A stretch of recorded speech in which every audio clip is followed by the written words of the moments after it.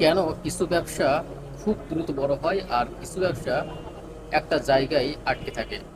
কি জন্য এমন হয়?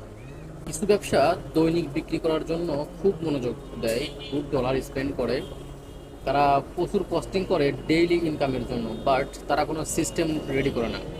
যখন কোনো একটা বড় বিজনেস তাদের সিস্টেম তৈরি করে, সেই সময় অনেক ব্যবসা আছে যারা বড় বড় ব্যবসা ঝরে পড়ছে, তারা সিস্টেম তৈরি করতে পারে না।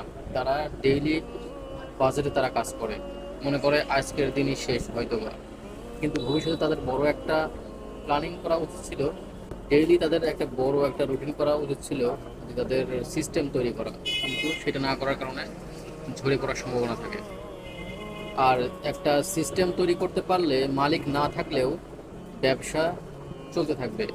আর যখন এই সিস্টেমটা রেডি হয়ে যাবে, তখন আপনার বিজনেস অটোমেশনে চলে যাবে। তখন আপনার কিছু ফিরে তাকানো লাগবে না।